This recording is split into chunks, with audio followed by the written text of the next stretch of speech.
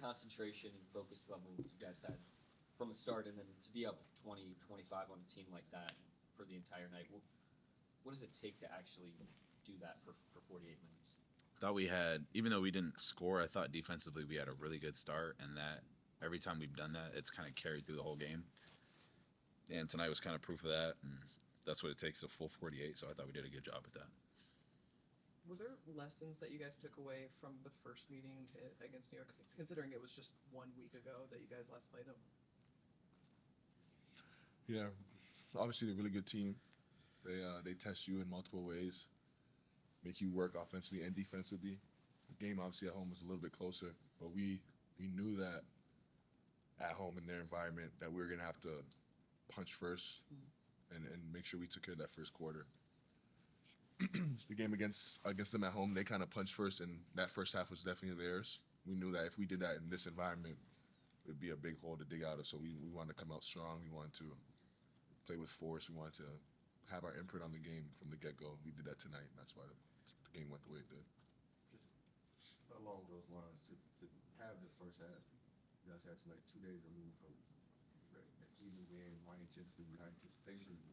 Earlier the other night, I got the sense that you guys weren't devastated by losing that 15 streak in that game, and is that accurate? Was that like a easier loss to digest, all things considered?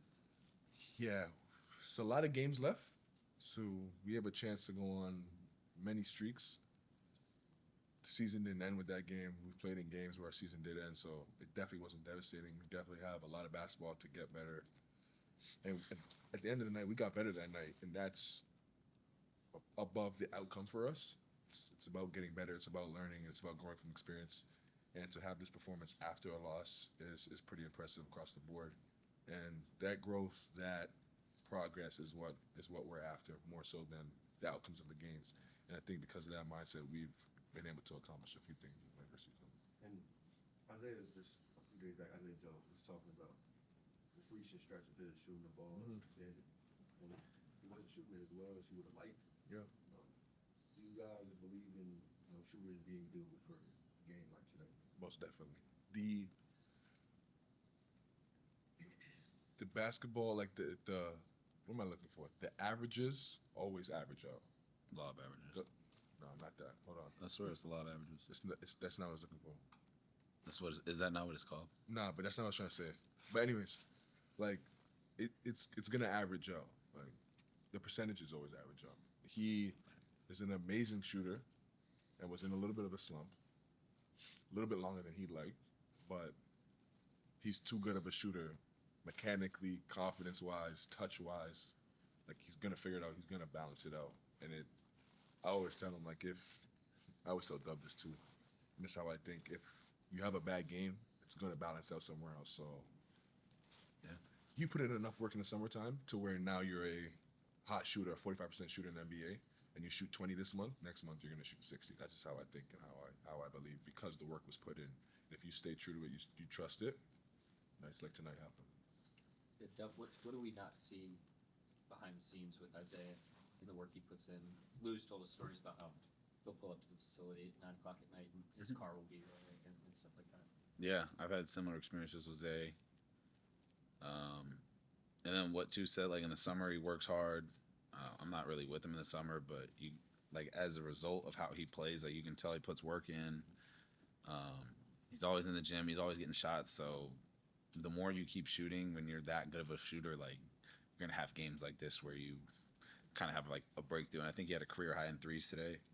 So just over the course, like you said, it'll balance out. You just can't be afraid to shoot him, and you can't stop shooting him. And he's a really good shooter, so he'll continue to make big shots and big plays and do that. I was just say, not just with the talents tonight, but we've seen a handful of times now where you'll be the initial defender on a post player, and then you'll rush Hart or Chet sometimes over as like the help defender. What's that like? Kind of being the initial guy on a post up and having a 7-footer come over to be the kind of drop down guy. It's nerve-wracking because if I mess up, it's my fault. But a lot of it is just like what we're trying to get done defensively, and we're trying to make teams think and kind of like second guess what's open, and that gives us enough time to recover and we have really smart bigs as well. So some of that isn't just me talking. Like I can hear Zay. Obviously, Chet's not playing yet, but like Zay, Jay Will, like I can hear them behind me, and then that allows like the rest of our defense to kind of figure stuff out around us. And yeah, we have a talented group of defense, so it's not just me moving. It's like the rest of the team kind of bouncing off what I'm doing, and then if I know that if I mess up, somebody usually has my back. So that's kind of how I look at it. The like classic '90s conventional thing is you send help from the baseline. You guys are kind of doing it from the top or the middle. What is different about that for an offensive team to have to deal with when you do that? I think that it's not conventional, like you said. It's like one of those things, and we also do it from the baseline too. It kind of just depends on personnel and who's in the game, and like obviously like there's so much that goes into it, but a lot of it is just being ready to rotate out of it and talking and knowing when the person is going to double, which for us is random. So a lot of it has to do with talking and understanding where the person that we're doubling is on the court. And like I said, there's a bunch of stuff that goes into it, but a lot of it's just talk and just reading when the defender goes and loading up and just trusting that somebody else is going to make the rotation for you. Shai, you had a lot of great games when you grew up in Atlanta. The last couple weeks or so, it seemed like you basically look easier. It seems like from my memory, it seems like it's very, very easy for you, a lot easier than it was even last year. Does it feel easy, or I guess what is it that goes into it that you're making it look easy? I continue to get better, and I can feel that skill-wise, but most importantly, mentally, attacking the game, my approach to the game. I continue to get better, and that's my goal, to just continue to grow as a basketball player, as a human, and as long as I do so, I'll be on the right track, right trajectory to what I want to accomplish in this game, obviously, ultimately. And last year I asked you when you had it going during the stretch about heat checks, and you mentioned how guys don't really get in the heat checks. And Chet mentioned the same thing because games are close and you don't want to like throw off the flow or anything. Yeah. But in a game like this where you see Shai or Isaiah have it going, like is there like a sense to try and get them to take a heat check? Shoot, sometimes I'd be like, if they're hot, let me see if I'm hot. Nah, I think it's not about getting them to get a heat check, but like, for example, I made a quick extra to Zay because I knew he was there. It's more like having the mindset that they've hit a couple, and when they're open, you try and get it to them on time, on target, so that they can make a play. So I wouldn't necessarily say like, Zay's a little different because he shot one from like the Chase logo, so it's a little different, but you're usually just like more aware that they've hit a couple shots. So it's without like, it's still coming within the flow of our team. And I think that's why we're good, is like we understand who's hot, and it's going to come with just within our offense and how we move the ball. But just having more of an awareness of like, Shai's hit a couple in a row, we're on a transition break, and he's running alongside me, I'm probably going to give it to him early for him to make a play. And he's a good enough player too, like if he's not open, he'll kick it. So that's how I think. Shai, last one. How much do you like playing here? Here in Madison Square Garden, besides Paycom, it probably is the best arena in the NBA. It has a feel to it. Kids these days say aura, but there's a feel in the arena to... Speaking of that, that's what I was laughing at. Bro, I'm in the middle of like, okay, sorry. That's what I was laughing at. Sorry. There is a aura, a feeling in Madison Square Garden. The fans are very engaged in the game. There's oohs, there's ahs. And I think the city as a whole, like New York, just loves basketball. And you can feel that out there. Like, you can feel that they're in the game, watching it, reacting to it, and having fun being there. And I think that's why it's fun to play here, for sure. And all the historic things that have happened here, obviously. Go ahead, one more. Six more, fuck it. How much did you want for you? I know you're awfully close to 40 a lot of times. Yeah. Push for that. Tonight? Oh, I didn't care. 40, like, yeah, I mean, I've had 40 before. Must be nice. Hopefully I get 40 again, you know. It wasn't anything. Like, now, if I was at 79, I probably would have told Coach. But 39, yeah, it's another day at the office. Nothing crazy. Thanks, guys. That's great. Yeah, see, great question. Glad I gave it to you.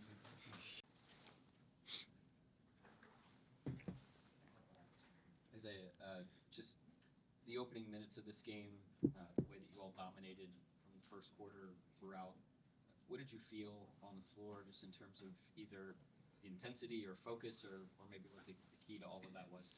Yeah, I mean, a little bit of everything. Like you said, intensity, focus, playing together, just executing our game plan. It's a simple game if you can make it simple, but just playing our brand of basketball. So many of the threes that you hit tonight were in rhythm ones that you've been getting all season. The one that wasn't necessarily was the 34-footer. What's going through your mind as you put that one up from really deep, and I'm not even sure to hit the net. I mean, it wasn't much thought to it because it was low on the shot clock. It's either I take this shot or we get a violation. So just, trusting in my work, letting it fly, gauging the distance. Isaiah, you just said it's a simple game if we can keep it simple. I guess what keeps the game from being simple at times? I mean, lack of focus, not being together. You have a game plan going into it. If you don't execute it, then it can make it a lot tougher than what it needs to be. I think today we knew the task at hand. We played together, had the intensity. We took the fight to them, so gave us the edge. We just talked to you the other day about reaching stretch of yours and kind of acknowledged that you weren't shooting as well as you would have liked. Do you, as a shooter, believe in being due for a game like this? I mean, I believe that the law of averages. There's ups and downs. You can never waver. I think just staying consistent, with your work off the court, away from the game, kind of goes hand in that. Just having confidence, man. My teammates have confidence in me. They always find me. Just having confidence in myself and keep letting it fly, like I said the other day. One of those conversations like teammates and the coach is knowing you're going through a little bit of a slump, just making sure you continue to get those shots. I mean, it's not much of a conversation, just like a little small talk. Them tell me keep letting it fly. Other than that, it's a job at hand, and my job is to make shots, and everybody knows that. So, they just pats on the back, keep letting it fly. We trusting you, things like that. But just trusting me to keep letting it fly, make her miss.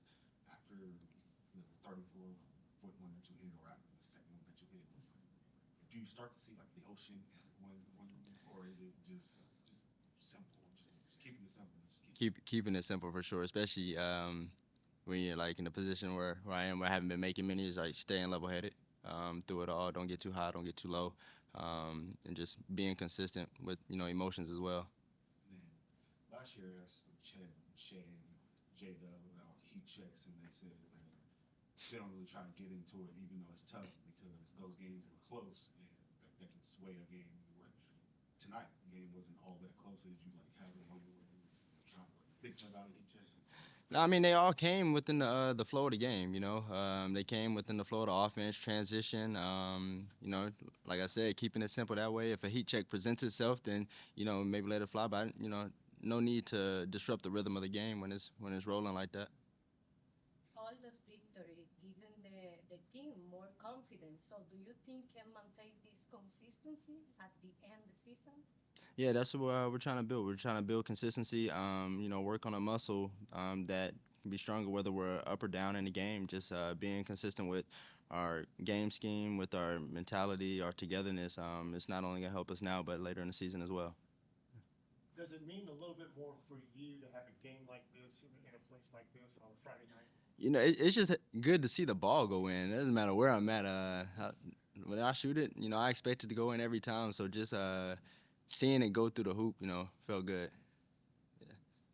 Anybody else? Thanks, Zach. Appreciate y'all. Would you make of the mentality and the approach that your team showed from the very outset tonight? Great approach, great start to the game, and about as close to a 48-minute effort as you can get. So really impressive. Guys did a great job tonight, both ends of the floor. And I thought we did a good job in the third and fourth, playing with a lead, which is hard to do. Isaiah Joe has just talked about staying consistent with his work, his approach, and breaking down his shot, but still really just focusing on being himself each day. What have you seen from him in the background that's led to a game like tonight? Well, we know he's capable of it. He's had it before, and he hasn't shot the ball this season the way he's wanted to. We were kind of waiting for a game like this, or at least I was. It was about a matter of time, and great confidence by him. He's just continued to shoot the right ones, hasn't pressed or gotten timid at all. And he continues to play a great floor game, which allows us to play him through the ups and downs of his shooting. So I was happy for him tonight. That was an unbelievable performance. Kind of mixing in the answer there, but like I know like variance and confidence are like separate things, but do you believe in like shooters being due after maybe like a stretch that I do acknowledge like he wasn't shooting very well at all? Like I said, he's got a body of work here, and has made big shots in big games. And so you just kind of know he's going to come around. I was impressed with his diet, just staying as consistent as it did, even as he struggled a little bit.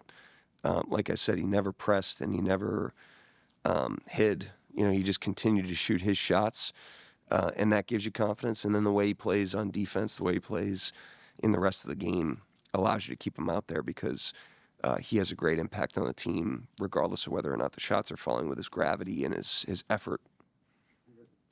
I hate to get granular here, but it feels like every other game, Shai is at the end of the third quarter turning 3-second window into like a full possession, almost to score at the buzzer. Like, I guess have you come to understand how he's able to turn 3 seconds into like what feels like 15?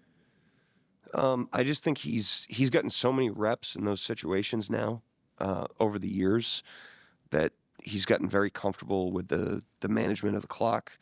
At the end of quarters, he's usually in there at the end of the first and the end of the second and the end of the third. And he's been in that situation for 5 years now. So, like I said, the last time you asked about it, there's been times he's thrown the ball to a shooter late. There's been times where he's shot too early and given the other team time to come back down the other end of the floor. And as time's gone on, he's really developed a great understanding of the clock and how to manage the game in those little mini battles, not only at the end of the quarter, but leading into the end of the quarter, which I thought he did a great job of in the possessions before in the third quarter tonight. So obviously the plays are awesome, but the management's something that he's definitely developed. Mark, obviously that's a really talented starting five for the Knicks. Just what were we able to take advantage of that? You guys were able to capitalize on to pull away from the I just thought early in the game we played with really good pace and tempo. We weren't rushed or frantic, but we were just in a really good rhythm, and the ball moved really well. We kept the ball ahead of them, chose our spots to attack. Great execution of the plan, coming off of the last time we played them on both ends of the floor. And obviously we made some shots, Isaiah, going crazy in the first half. That opened the game up a little bit, probably wider than it normally would have been. But I thought the guys did a great job of executing what we wanted to get done. 2 games against you guys, Cavs, some pretty decently good games, but it's only taken 2 threes in total in those 2 games. You shoot 7 a game, 45%. Is that with the cross matching that you guys with the smaller guys on? Is that kind of the goal that you were wanting to not take as many threes? Yeah, it's more just trying to get him to play away from his terms. Him, Brunson, these really good offensive players. You can't take everything away. It's about identifying what you can take away and then trying to take that away and make them rely on a more limited menu and make their team rely on a more limited menu. And I thought we did a good job of that with him in these 2 games. Start of the second, Shai comes off the floor. The offense continued to be in a good rhythm. That hasn't necessarily been the case for most of this year. In general, what's the key to those minutes when he's off the floor, especially if Jalen's not finishing quite as well as he did last season? I think, well, first of all, we've played well in those minutes defensively. And so we've been able to move the scoreboard despite the fact that, and I agree with you, the offense, obviously, if you look at the ratings and stuff like that, the offense hasn't been great, but the defense has. And so that's kept us in a good spot. We're still working through it. We're still growing as a team. We've obviously had a nice season so far, but there's a lot we can improve on and a lot we can improve on offensively with or without Shai on the court. And so we're still in the process of that and still trying to grow through the season. And we have a lot of season left and a lot more growth to do. really congratulations, really good job. So the team is unstoppable. So I would like to know if you have something to achieve, you want to achieve, of course, apart to winning, you want something special you want to achieve this season, maybe some new record you want to achieve? I mean, we just focus on improving. We just focus on growing, and then we see where that takes us. You know, we're not big on like the huge picture goals. We're more focused on getting better as a team on as many of the possessions as we can. You know, being the best version of ourselves on every possession, and then wherever that takes you, it takes you. But that's how we try to attack an 82 game season. Is not focus too much on the future, but just stay very present in the competition. And I thought the guys did that tonight, and it resulted in a nice win. Anybody else? Danny Ball, go ahead. Shai's had a lot of great games as a member of the Thunder, but here lately it seems like it's becoming a lot easier for him to just have these great games. It's just his 8th game, 30 or more in less than 30 minutes, which breaks the tie with Jordan. What has been your point of view of how easy it's been for him? Well, it's not easy. It's he can make it look easy sometimes, but it's not easy. And some of that's his growth individually as a player, and just things slowing down for him as he gains more and more experience. He's still at the beginning of his prime as a player, and some of it's the team's growth. I think when you're a player like that that's got that level of gravity, being on a team that there's multiple threats, and him playing in such a way that he's creating multiple threats through his teammates, creates more space for him, puts the defense in more dilemmas. And I think this stretch of time, as well as he's played offensively and as gaudy as the numbers are, he's really played a great floor game, including tonight. He's been really great with his pace, early off the ball, activating his teammates. He's just found a great blend where it's got the defense off balance. So I would say it's those two things. It's his growth and it's the growth of the team. When you in the past coached against Isaiah Hartenstein, how much do you have to sort of account for his floater? And now that you have him, what is the threat of that shot going to do for an offense? Well, he screens to contact, and really frees up the guards, which puts him behind a lot of plays. And that's where it's deadly, because the guard's going downhill, and then you could drop it back to him, and he can find that shot after you've explored other parts of the pick and roll game. But a lot of guys are speed rollers, and they're out ahead of the ball. The faster guys, they don't screen as much, but they're running out, with the guard. He holds screens, and so that puts him behind the ball, and therefore he's got to have a game kind of in that pocket, because sometimes that's what's available, and the fact that he can hit that shot is a weapon. Mark, Last one. I am curious as to this, silly, but like with Shai, because it feels like Shai gets so close to 40 all the time. Like, does he ever push you to play him in that first minute or two just to go get 40? No, I mean, I think he knows that he's playing the long game, and